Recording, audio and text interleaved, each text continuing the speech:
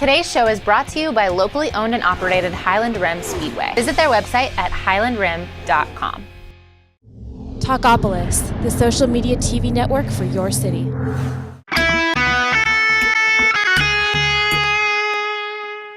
And welcome back, everybody, to Pit Pass. Joe Williams, Larry Woody. As we wrap up this edition, say again, it's good to have you back, Woodrow. Good to be back. I got to tell you. I missed you. We had a lot of fun, but it's always fun when you're here. But I was hanging out with other turkeys, if that makes any sense. Yeah, I caught that. Huh? Yeah, you can't. I told him when they said you were going turkey hunting, I said, I'm glad I'm here and he's there. He'd probably shoot at me. I was swapping one turkey for another. Yeah, no offense. Yeah. But anyway, back to the point. Back to the point you're trying to make. They're not doing any turkey hunting up at the Rim, but they have been doing some racing. This past Saturday night, another good crowd, another good event. And I know I'm going to jinx this by saying this, but it was another situation of, in this case, 8 features, a little bit shorter intermission, still less than 4 hours. First race at 6, we were out of there by 9:45. I like that. Move the show along. They do. Particularly for little kids. Oh, yeah. Man, they do a job at that. Your parents want to get home, get the kiddies in bed, get up the next morning, go to church, yeah. Whatever. So I like the fact that the promoters who are running the show take that into account and kind of keep moving things along, get them in, get them out. They've done that. Yeah. Let's take a look at the winners, or at least the top 3 in all the divisions this past week at Highland Rim Speedway. In the late model division, Kyle Ivey picked up his 2nd win in a row. This one was kind of wild. Had several cautions here. T.W. Fisher took home 2nd, and Wayne White, after literally ripping the body off of his car, eventually got the 3rd place finish. Kyle's dad, I used to know an Ivy who raced. I'm assuming that's Kyle's dad. Probably. Yeah. I've forgotten what his name is. Shouldn't have brought it up, I guess, not knowing. But there was an Ivy. Terrell Davis will tell us during the break. We should have the rest of the divisions, too. Yeah. What they run? Eight races, eight divisions. The Yeah. sportsman division, Thomas Pinnell kind of checked out on everybody. David Barbercheck was 2nd. Tommy Clymer was 3rd. They did a good job of not worrying about what happened the week before and just racing this week. And speaking of sons of famous drivers, Tommy is James Clymer's right. son. Tommy's a granddad now. That's what's scary. By the way, happy birthday to James Clymer. Had his birthday this week. 108? Something like that. Yeah. Something like that. Sportsman division was pretty neat. It's a pretty good situation. In the super stock, it was Tink Jackson beating out Matt Barnes and Jonathan Dishman. Another good race. I had a couple of cautions, but more than anything else, it was just good racing. Pro 4s, Charles Dickens won. Matt Spurlock was 2nd. Preston Boers came home 3rd. In the pure stocks, this was a great race, by the way. Willie Coates is the winner. Terry Jackson came home 2nd. And Charles Goddard Sr., when I looked out and saw the 13, I said, really? And they said, yep, that's it. Charles Goddard Sr. takes the last podium finish. And the tuners, Zena Jenkins. Zena. She has won another one. It's 2 in a row for her, too. 2 straight 2nd place finishes for Toby, the old man Tobit. He'll kill me later. And Josh Brown took home 3rd. In the Rim Runner division, it was Tyler Gay winning. Dylan Hoover 2nd. Christopher York was 3rd. And in the Baby Grands, Shannon Donathan takes the win. Chris Willis and Ronnie Binkley. Is that one of the racing Binkleys? Yes, that's part of that group. Yep. Now, coming up this week, on schedule for Saturday night, that'll be Saturday night the 29th, I guess. 28th. Yeah, anyway, 28th. Saturday night. Well, since we don't actually get on every day, Open Wheels will be in for 30 laps. The Tuners have a special event. They'll run 40. The late model Sportsman Superstock Pro 4s, Pures and Rim Runners.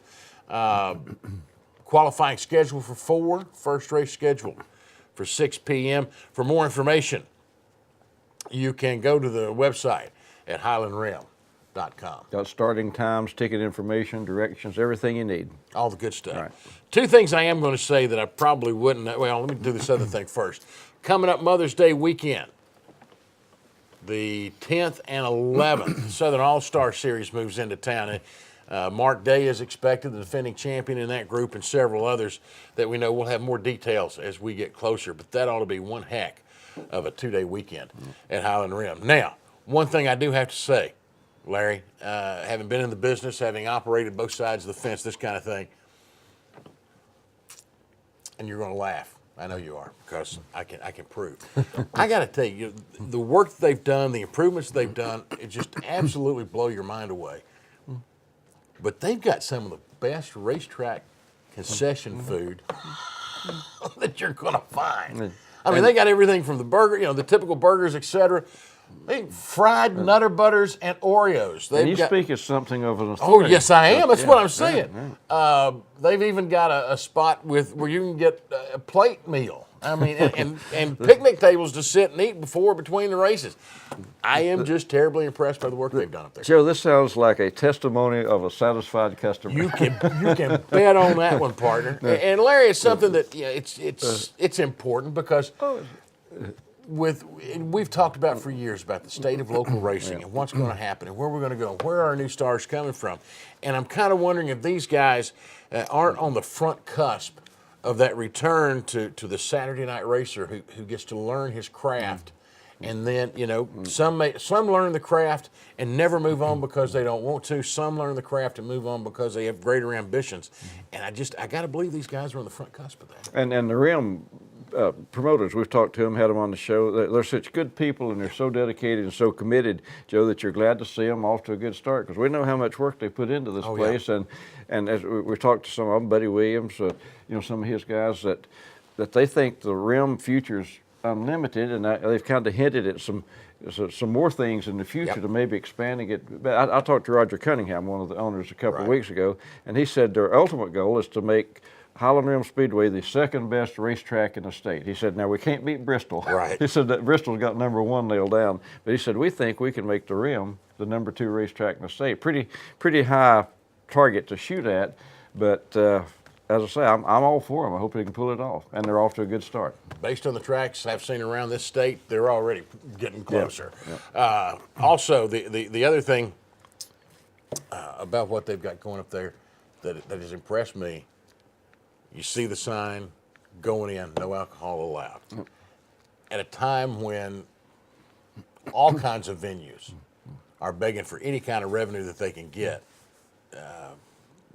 beer is normally a big part of your revenue stream. These guys decided to forego that to keep a family atmosphere. And I'm just impressed. Yeah, I'm no prude personally, Joe. And in the old days, of course, we'd bring coolers to the track the size of this table. Sure. But with Rim, given some of its past difficult history with problems in the stands and the pits and so forth, I think it's a good idea, and they've emphasized the family atmosphere aspect so much. So I think it's a pretty good move. Sacrifice a little maybe beer revenue, and you're going to maybe get it back on the other end because more parents will bring kids out. Young people come out and hang out at the track that might not otherwise if they had some of Rim's past kind of dark reputation still hanging over it. I think it's another smart move by the people who are running the place. And I think that reputation is quickly vanishing. Yeah. That's the good part. Yeah. Speaking of vanishing, it's time for us to vanish for one more week. We'll be back next week, hopefully with news on just how bad Matt Kenseth is going to get his hand spanked, or if they go further. And we'll have a telecast of Danica's cat fight in the infield too, so that'll be something to look forward to. we're hoping it's, let's see. Don't go there. Yeah, okay, you're right. For Larry Woody, I'm Joe Williams. Thank you so much for joining us. We'll see you next time on Pit Pass.